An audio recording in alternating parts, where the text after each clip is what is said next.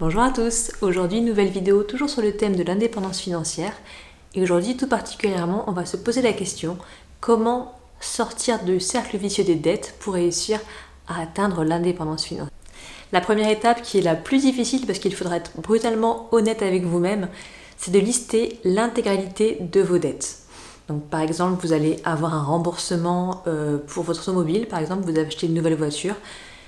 Vous allez marquer remboursement crédit immobilier, le coût mensuel, par exemple vous remboursez 200 € par mois pour ce crédit, mais également le montant total qui vous reste à rembourser. Si vous avez acheté une voiture à 28 000 € il y a 6 mois et qu'il vous reste encore 22 000 € à rembourser, il y aura donc deux colonnes, le montant mensuel, 200 € et le montant total à rembourser, c'est 22 000 €. Ce sont des montants bien évidemment complètement pris au hasard, mais c'est vraiment pour que vous compreniez. Si vous faites une liste de tous les montants mensuels, ça vous permettra de vous rendre compte de l'impact sur votre budget au quotidien de toutes ces dettes. Mais le fait d'avoir le reste à payer de toutes vos dettes, tous vos crédits, ça va vous permettre de vous rendre compte à quel point vous êtes réellement endetté. C'est une chose qui est très difficile parce que souvent on se rend compte qu'on est beaucoup plus dans la dette que ce qu'on pensait. Mais si vous voulez pouvoir avancer, rembourser, changer de vie et être beaucoup plus serein financièrement, c'est vraiment une étape qui est primordial, indispensable et qui vous fera beaucoup avancer.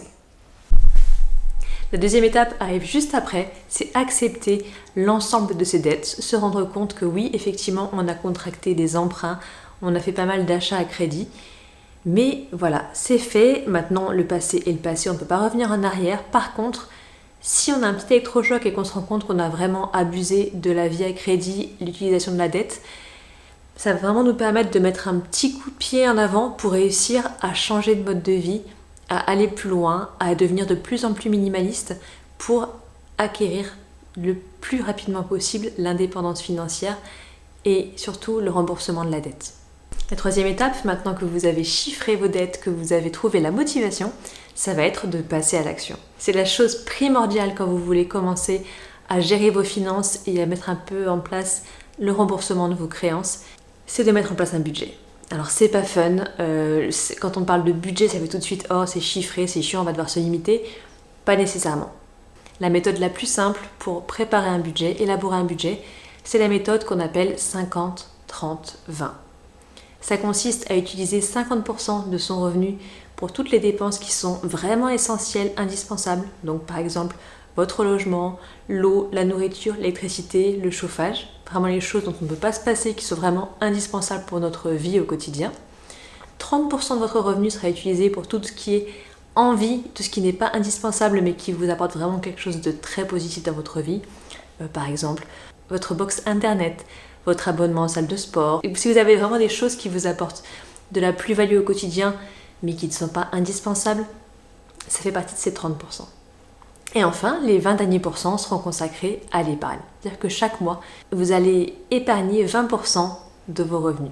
Ça peut paraître énorme pour certains, très peu pour d'autres, mais cette règle de 20%, c'est quelque chose qui est vraiment faisable si vous vous limitez au maximum vos dépenses en vie, vous vous limitez vraiment à ce qui vous apporte une vraie plus-value. Vous n'allez pas vous faire du shopping pour acheter des chaussures dont vous n'avez pas besoin.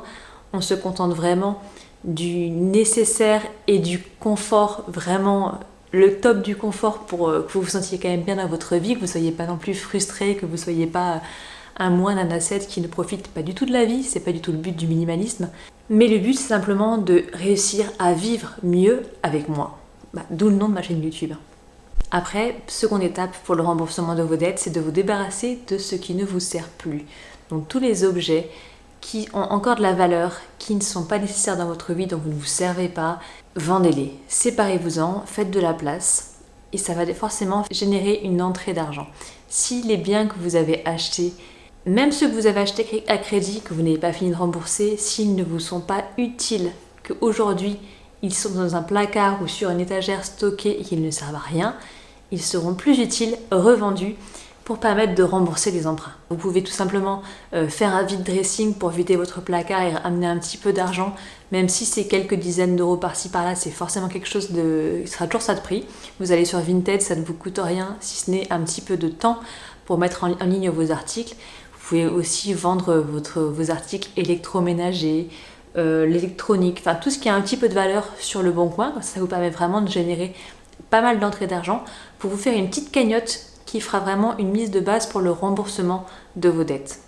Troisième chose que vous pouvez faire, qui n'est pas forcément évidente, c'est de se débarrasser des mauvaises relations. Parce que souvent, on a des relations qui nous poussent dans la mauvaise direction et qui nous poussent à surconsommer, qui nous poussent à sortir tous les soirs. Donc apprendre à dire non à ces personnes ou à carrément, si elles sont toxiques, les sortir de notre vie, ça peut être que positif. C'est pas forcément quelque chose de très évident parce que ça va être des gens qu'on apprécie. Mais si vous vous rendez compte qu'à chaque fois que vous les voyez, vous vous sentez contraint soit de dépenser, soit de faire la fête, soit de faire des choses qui ne vous apportent pas vraiment de bonheur, n'hésitez pas à les mettre un petit peu en second plan et de prendre plus de temps pour vous et les personnes qui vous apportent de la plus-value, du bonheur et du sourire au quotidien. Et enfin, ce qui paraît le plus évident quand on passe à l'action, c'est d'acheter que ce qui est essentiel. Donc on l'a vu dans la méthode du budget 50-30-20, il n'y a pas vraiment de place pour les achats compulsifs. Si on a 30% de budget qui sont 30% de nos revenus qui sont attribués à nos achats plaisir, ça laisse plus vraiment la marge pour faire plein d'achats compulsifs. Donc l'idée, c'est de vraiment, en tant que bon minimaliste, d'adopter un mode d'achat conscient. On évite les achats compulsifs, on réfléchit vraiment avant d'acheter des objets ou des choses qui vraiment, sur le coup, nous paraissent attrayantes, mais qui finalement ne seront pas forcément utiles dans notre vie. On prend le temps de réfléchir. S'il faut, on se laisse 24-48 heures pour réfléchir avant d'acheter les objets. Ça ne fera pas de vous quelqu'un de radin ou de punk ou je ne sais quoi, ça fait juste de vous quelqu'un qui est conscient, qui ne tombe pas dans la surconsommation de masse. Et pour moi, c'est plutôt une qualité. Donc n'ayez pas peur de ce que les gens vont penser. C'est votre argent, vous en faites ce que vous voulez. Vous n'avez pas à vous justifier. Si vous voulez attendre avant d'acheter quelque chose, faites-le. Au contraire, ça ne peut être que positif. Maintenant, vous avez chiffré vos dettes, vous avez trouvé la motivation et vous êtes passé à l'action. Donc il ne reste que la quatrième étape, c'est rembourser vos dettes. Donc si vous êtes arrivé jusque-là, félicitations, c'est pas un travail, c'est pas un chemin facile, mais pour le coup, il est vraiment, vraiment important de le faire pour être plus serein et vraiment accéder à l'indépendance financière. Pour le remboursement des emprunts, il y a deux méthodes possibles. Soit ce qu'on appelle l'effet boule de neige. On commence par rembourser les plus petits emprunts, puis le deuxième plus petit, puis le troisième plus petit, puis le quatrième plus petit. L'idée ici, c'est de trouver un peu une motivation parce qu'on va avoir des lignes de crédit qui disparaissent. Ça va permettre de motiver, de se dire « Ah, alors là, ça y est, j'ai commencé, j'ai 3 lignes de crédit en moins, ça veut dire que quand même je suis dans la bonne voie. » Donc ça ne prend pas en compte les taux d'intérêt, quoi que ce soit, ça prend uniquement en compte le montant du crédit à rembourser. Parce que bien évidemment, plus ce montant à rembourser est petit, plus ce sera facile pour vous de le rembourser. Entre le crédit de voiture où il vous reste 28 000 € à rembourser et le crédit pour la télé où il vous reste 200 € à rembourser, ça paraît évident que rembourser la télé peut être beaucoup plus facile. La deuxième méthode, c'est la méthode avalanche, pour rester dans la métaphore de la neige. On utilise la technique avalanche pour rembourser d'abord les prêts dont les taux d'intérêt sont les plus élevés. Les taux d'intérêt les plus élevés sont ceux qui nous coûtent le plus cher, parce que du coup, les taux d'intérêt sont calculés sur la base du montant restant du remboursement. Donc plus le taux d'intérêt est élevé, plus chaque euro à rembourser va vous coûter cher. Je ne sais pas si c'est très clair, mais dans ma tête, ça l'est. Donc si vous commencez à rembourser les emprunts qui ont le plus gros taux d'intérêt, ça vous permettra de délimiter les dépenses liées à vos crédits à court terme.